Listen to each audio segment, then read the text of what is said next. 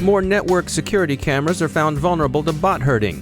Unpatched Flash bugs incorporated into exploit kits. New ransomware strains are out. Russia announces a new national internet strategy as Canada and the EU grapple with the complexity and ambivalence of controlling extremist content. Steganography is back, alas, and in your banner ads. And Tay's kid sister Zoe makes her debut.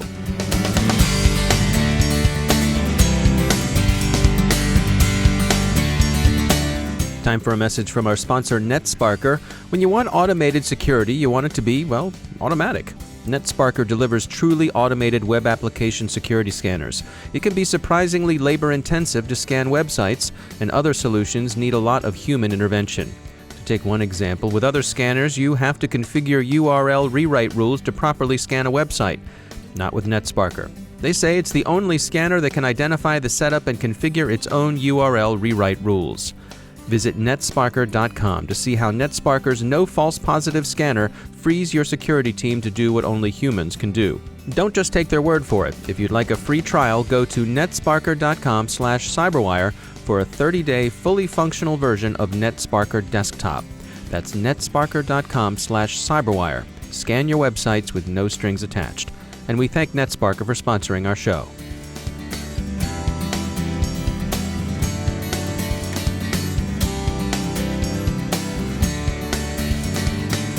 I'm Dave Bittner in Baltimore with your CyberWire summary for Wednesday, December 7th, 2016. More targets for exploitation have presented themselves to Internet of Things bot herders. This time around, the problematic devices are IP cameras. Sony has issued a firmware update intended to slam shut backdoors discovered in about 80 models of the company's networked security cameras. The Austrian security company SEC Consult reported the vulnerability, which enables a remote attacker to open one of the usual suspects, a telnet port. Researchers at CyberReason have independently discovered vulnerabilities in a large family of white-labeled security cameras, not Sony's, that are widely sold under a variety of brand names. In this case, the cameras are both shipped with a common, easily guessed password, which is of course now a known password since it's been published in several places, and also a default peer-to-peer communication capability. That latter capability yields access to the camera even if it's behind an effective firewall. Providing the unique camera identification from a device enables remote access via the manufacturer's website.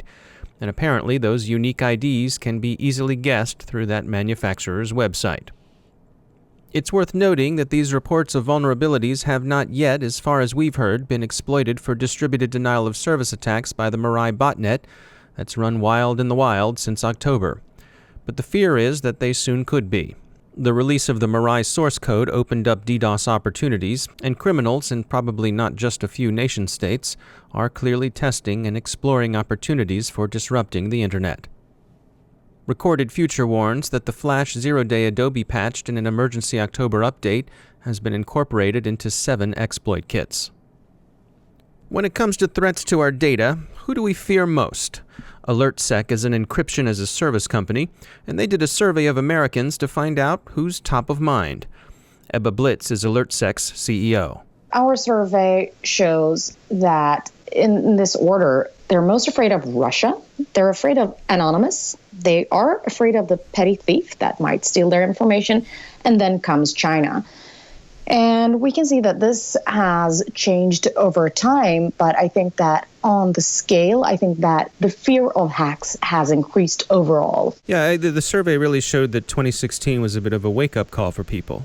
I certainly think so. And I think that, before we've heard of hacks, how they have attacked large organizations, but this year it became personal. I think that the Yahoo attack was one of these hacks where people started to think that, wow, this is actually affecting me.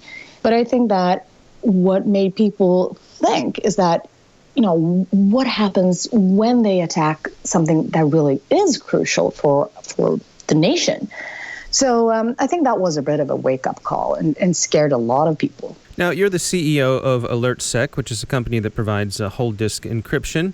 How does that tie into the results of this survey? What are the benefits of people to consider full disk encryption as part of their defense against these sorts of attacks? Yeah, I mean, it would be great if there was one service that covers everything, but unfortunately there isn't. I mean, you have to look at a lot of things. We store data either in our cloud applications or we store data at the endpoint. So that would be our laptops or our phones and such. And we need to keep these safe because if someone finds our laptop and hacks it, they can have access to, of course, anything that's stored on the laptop itself, but that can also be the gateway to anything that's stored in the cloud as well. So we need to make sure that this data is protected, and encryption is, of course, the absolute best way to keep it safe.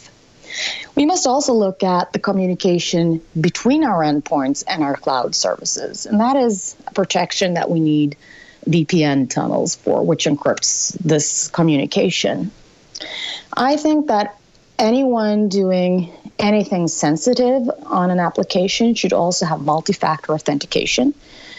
And I think that we must understand that IT security is a whole array of features that just need to be in place for us to be fairly safe. But there will always be new threats. And we need to up our game. We need to listen to what's going on, and we need to be really adamant in patching security holes and, do all the updates and upgrades that are out there. Don't delay, don't postpone. We have to be really agile here. That's Ebba Blitz from Alertsec.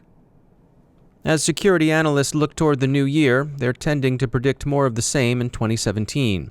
The IoT will offer a fertile field for criminal activity, and ransomware can be expected to persist as well. Observers also foresee a surge in cyber attacks by nation-states. There's been an update on one such attack, the apparent North Korean intrusion into ROK military networks. South Korean sources now say that some information was successfully exfiltrated during the incident.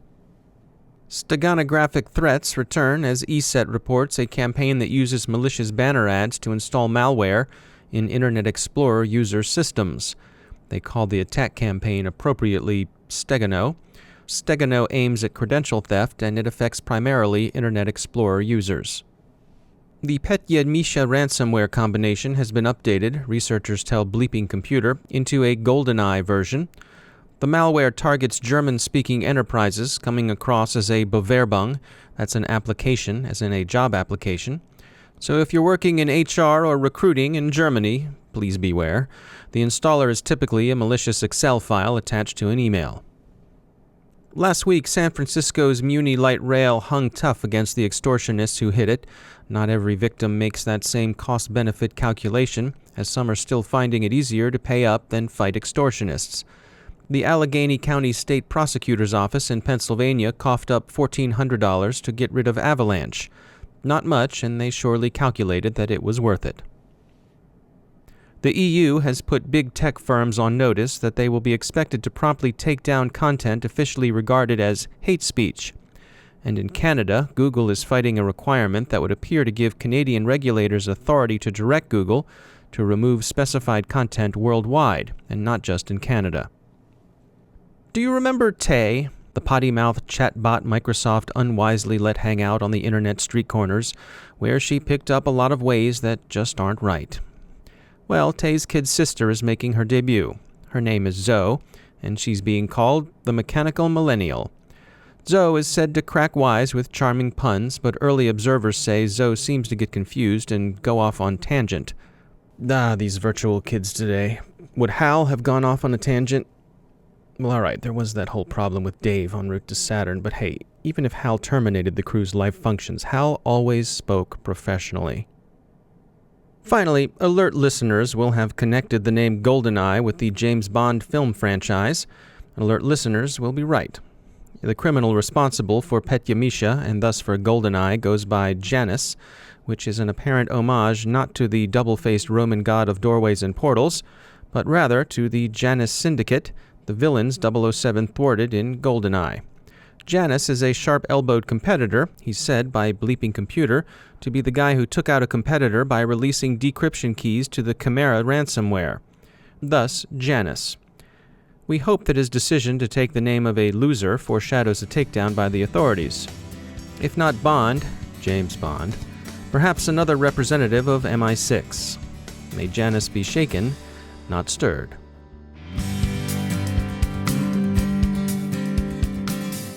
Time to tell you about our sponsor, Recorded Future. Recorded Future is the real-time threat intelligence company whose patented technology continuously analyzes the entire web, developing cyber intelligence that gives analysts unmatched insight into emerging threats.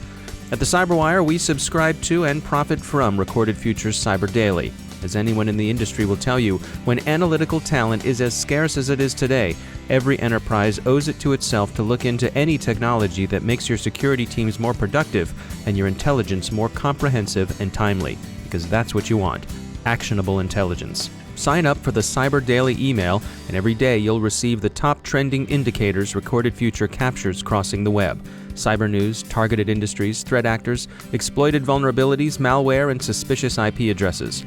Subscribe today and stay a step or two ahead of the threat. Go to recordedfuture.com/intel and subscribe for free threat intelligence updates. That's recordedfuture.com/intel.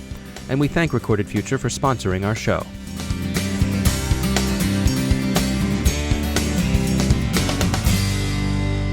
And I'm pleased to be joined once again by Dr. Charles Clancy. He's the director of the Hume Center for National Security and Technology at Virginia Tech.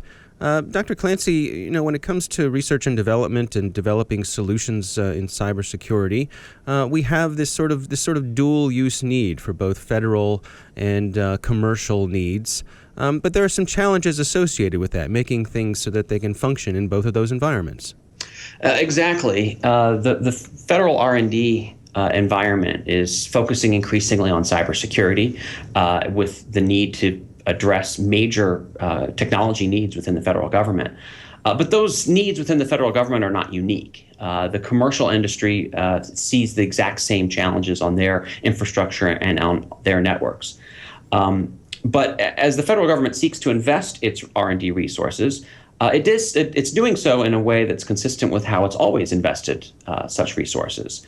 The defense R&D ecosystem is designed to build something unique for the federal government, because historically the federal government has had unique challenges in technology. And it is designed to do that over a decade, right? We're good at doing R&D to build a new aircraft carrier or a tank with timescales of decades. But in cybersecurity, you just can't operate on that timescale. The threat is moving entirely too quickly. So at Virginia Tech, we're very interested in finding ways where we can adopt more commercially oriented models for addressing research and development in cybersecurity. Is there any sort of institutional resistance to this, of overcoming long-standing methods and ways of handling things within the federal government? I think that obviously there's the acquisition processes by which the federal government operates. That is always going to cause slowdowns, and there are some attempts to try and reform that. But I think really it's how the government looks to mature technology. They'll invest basic research, often at universities or national labs, and that basic research needs to find its way into a government program of record, is how the government knows how to buy these things.